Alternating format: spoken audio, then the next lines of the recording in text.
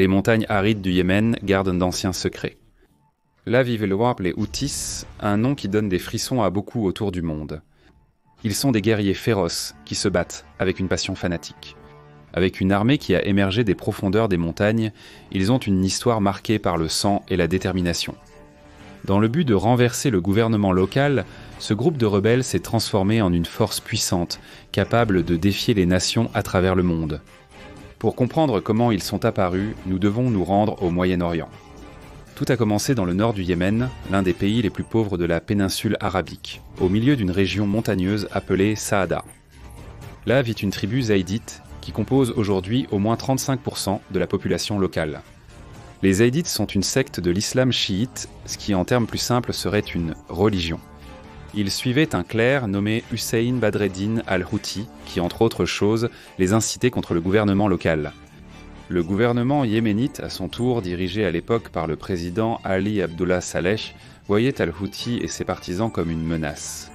C'est alors qu'en 2004, après des années de tensions croissantes, le gouvernement yéménite a décidé d'arrêter al-Houthi, probablement pour éliminer son leadership sur les rebelles Houthis.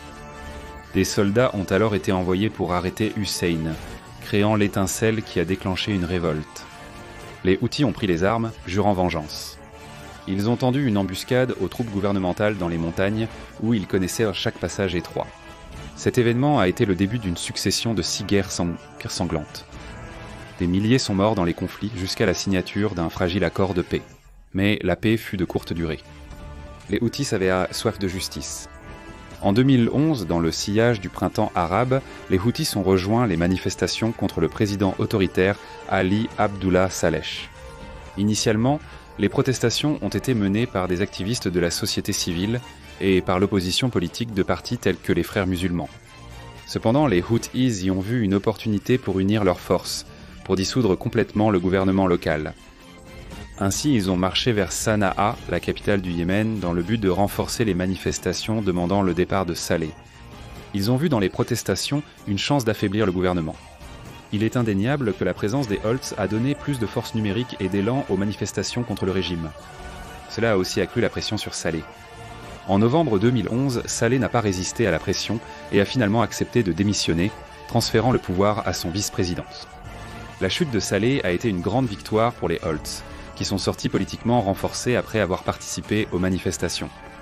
Le problème est que Saleh a continué en coulisses, exerçant une influence sur le gouvernement et surtout sur les forces armées de la région.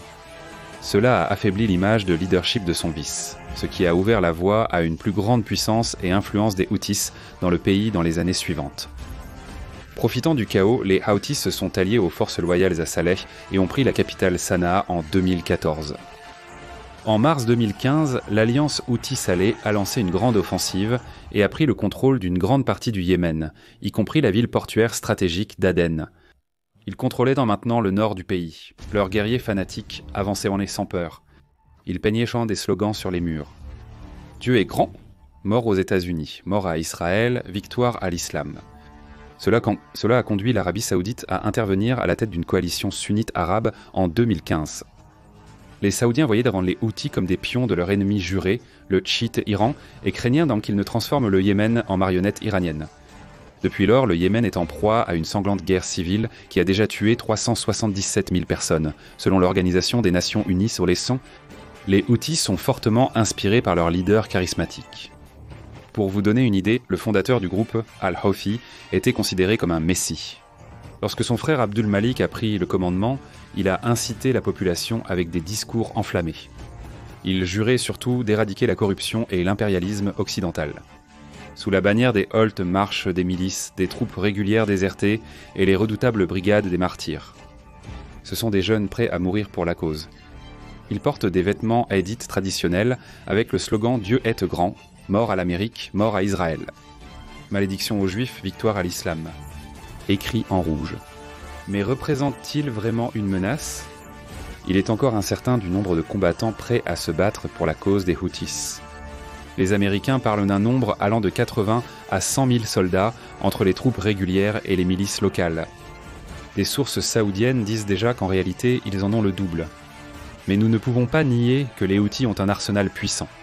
Il est difficile d'imaginer cela étant donné qu'ils se situent dans l'un des pays les plus pauvres du monde. Mais ils ont un puissant sponsor, l'Iran. Par le passé, les Houthis ont fait passer en contrebande de nombreux missiles balistiques depuis l'Iran. Ils obtiennent aussi des armes des stocks militaires capturés.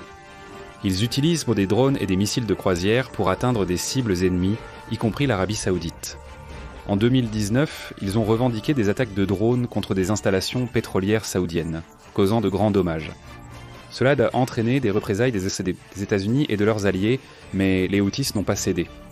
Ces armements ont également été utilisés pour attaquer des navires de commerciaux dans la mer Rouge. Encore en 2023, les Houthis ont tiré 2 missiles balistiques en direction de le United States Ship Mason, un destroyer de la marine des États-Unis dans le golfe d'Aden. L'attaque a eu lieu après que le United States Ship Mason a répondu à un appel de détresse d'un pétrolier commercial, le Central Park, qui avait été saisi par des individus armés. Le United States Ship Mason a poursuivi les attaquants et a réussi à les arrêter avant de retourner au navire et d'assurer la sécurité de l'équipage. Avec cela, les Houthis menacent de plus en plus les importantes routes maritimes, utilisées par divers pays. Les attaques menées par le groupe représentent une menace directe pour le commerce international et la sécurité maritime. Même en provoquant avec leurs actions des pays militairement plus forts, comme les États-Unis, ils restent intrépides. Leur ténacité vient de tactiques de guérilla et de fanatisme religieux. Ils croient que la lutte contre des ennemis plus forts les rend martyrs honorés. Avec cela, ils ont fait du territoire du Yémen un champ de bataille extrêmement difficile. Quiconque tente une invasion terrestre pour prendre le territoire aura de gros problèmes. En plus du courage, ils ont de la ruse et une connaissance du terrain accidentée. Leurs commandants évitent les confrontations frontales, préférant des embuscades précises. Leurs tireurs d'élite infaillibles contrôlent les pentes des montagnes. Des chars et véhicules blindés offrent une puissance de feu dans les plaines. Ils emploient aussi beaucoup de tunnels et de mines terrestres lors des combats. Les Houthis gagnent un avantage en se fondant parmi la population locale. Les guerriers aguerris des montagnes se confondent avec les villageois, pour ensuite émerger en lançant des attaques éclairs. Cette tactique réussie renforce le mythe dans la région qu'ils sont invincibles. Mais cette aura d'invincibilité a un côté sombre. Les Houthis sont accusés d'atrocités contre les civils. Exécutions, tortures, disparitions forcées, belortissants et recrutement d'enfants comme soldats ternissent pour leur réputation. Ils persécutent les minorités religieuses et répriment les non-ententes comme les séquaces et les dissidents. Malgré les violations des droits de l'homme, les Houthis bénéficient du soutien populaire parmi de nombreux Yéménites. Ils canalisent le mécontentement contre le gouvernement et les élites pour soutenir leur lutte. Dans un pays fragilisé par la guerre, les Houthis offrent de l'espoir aux désespérés. Et avec cela, ils parviennent à obtenir de nouveaux combattants pour lutter. Cette complexe mélange de rébellion et de religion continue de façonner l'avenir du Yémen. Les Houthis ont déjà renversé un président et affronté une coalition dirigée par l'Arabie Saoudite. Ils contrôlent maintenant Sanaa et des régions vitales, défiant ceux qui ont sous-estimé leur pouvoir. Dans les montagnes où tout a commencé, les guerriers zaïdites se préparent pour de nouveaux combats. Ils ont démontré une résilience surprenante contre des ennemis bien supérieurs. En raison de leur foi et de leur agilité tactique, les Houthis sont devenus une menace significative dans le puzzle géopolitique du Moyen-Orient. Alors que nous observons les développements des conflits au Moyen-Orient et l'action des Houthis, une question demeure. Jusqu'où les fervents fils des montagnes sont-ils prêts à aller pour accomplir leur destin révolutionnaire ? La réponse reste cachée dans les hautes terres escarpées du Yémen, où l'histoire des Houthis a commencé. Nous espérons que vous avez apprécié ce mini-documentaire que nous avons préparé avec passion. Laissez vos réflexions dans les commentaires et n'oubliez pas de vous abonner pour recevoir plus de contenu sur ce sujet. Jusqu'à la prochaine vidéo.